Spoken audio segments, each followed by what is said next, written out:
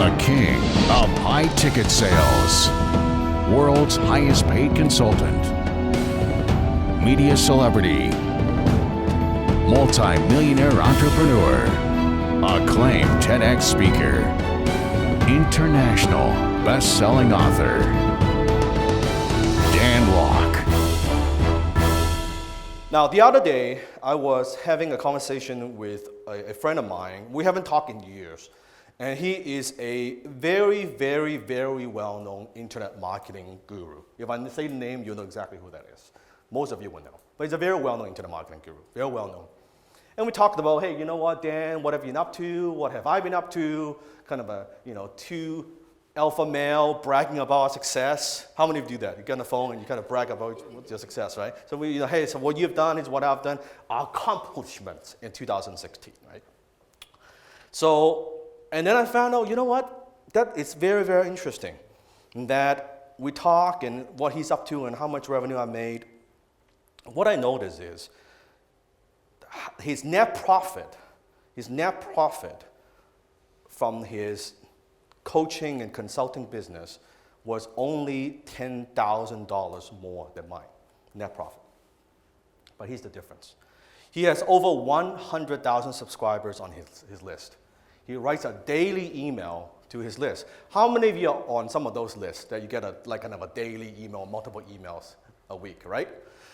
He has 7,200 plus paying customers on his list. That includes from trial offers, one-time offers, low-ticket offers, membership, etc., etc., etc. He has 9 sales funnels, 4 webinars, and 20 Facebook ads all running at the same time. All running at the same time. He's spending tons of money and effort developing leads and converting less and less of them. And that's why he was kind of complaining about, man, it's like I'm spending all this money on Facebook, but it's converting less and less. He has over 20 plus independent contractors that are working on his business, his stuff. He works 10 to 12 hours a day, 6-7 days a week. He takes half a day off on Sunday because he just goes to church, half a day off on Sunday. And he's already, as we were talking on the phone, already planning for his product launch in March and September, trying to get affiliates on board, because that's how he makes his money. I call that the product launch hell. Because every time he makes money, makes a bunch of money, and then the sales dropped, and he has to do another product launch, get a bunch of affiliates on board, and do the same thing again and again and again. Now, we both generated more than 7-figure in revenue from a consulting and coaching business in 2016. Now, I'm not talking about my product business or my e-commerce business or my investments, strictly as consulting and coaching. What I refer to is, if you've been with me for any period of time, my high income skills. Yet his externally successful business generated only 10K more net profit than my little part-time high-ticket business. And I only have 42 clients and members. Now, is there a difference between serving 7,200 customers versus serving 42 clients? You better fucking believe it.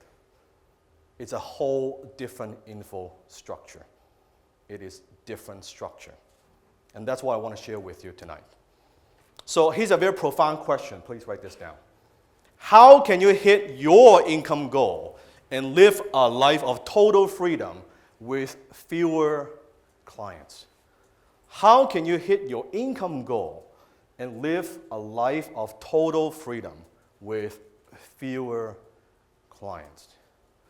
Because as an entrepreneur, we are taught, we are conditioned, even from magazines and the media, more customers, more sales, more revenue, bigger office space, more market share, more and more and more. Then my question is, why?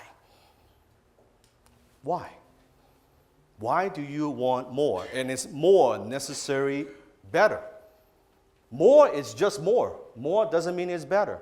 And you notice, even you read magazines like Inc. 500, and you see even the Fast Company, all those magazines, they all praise about, oh, this company is growing at 20% every year.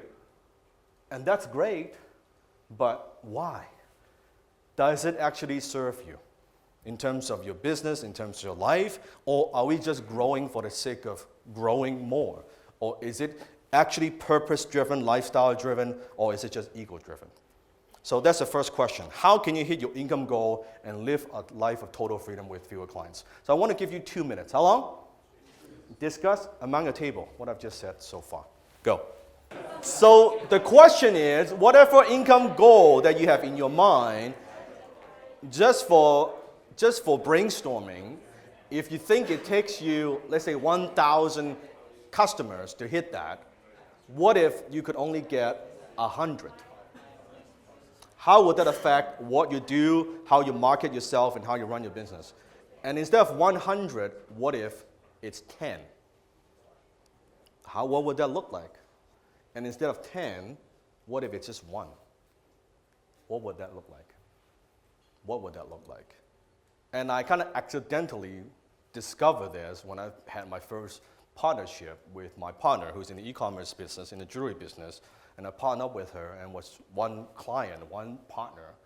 Then I've helped her develop her e-commerce strategy, build the website, drive traffic, all the stuff that I typically do. And at first, we were talking about she would just pay me a fee. And I said, well, that's okay, but I don't really want to do this. And eventually, we struck up a partnership, basically a 50-50% partnership. And I'm glad I did. Because it turns out that the business took off and made millions and millions and millions of dollars. I calculated if I actually just took the flat fee, I would have left a few $1 million on the table. That was a good piece of paper agreement, right? So 1, how can you deal with just 1 or 2 or 10? So whatever numbers you're thinking at the moment that you think you might need to hit to get to your income goal, just brainstorm of, well, you know what if I just have fewer clients? What would that look like? Just what would that look like? And I want to share with you how this methodology has affected my life. And it's not so much about just charging more money, because some of you might be thinking, well, does that mean I just charge more money? It's not just about charging more money. Any morons can charge more money. It's not charging more money. It's charging more money and have your clients thank you for it. And there's a difference. It's not about being greedy and say just charge more. That's not what I'm talking about. Hi, this is Dan Lok. Welcome to Dan Lok TV. I want you to subscribe to my YouTube channel. Now you might ask, why should I? Every week, I'll post 2 new videos, all focusing on helping you becoming a better entrepreneur. You will be challenged, and you will be inspired, and you will be motivated. More importantly, you'll get practical ideas and strategies that will take your business to the next level. So go ahead, hit the subscribe button, turn on the notification so you don't miss out on a single episode. I promise you, you won't regret it.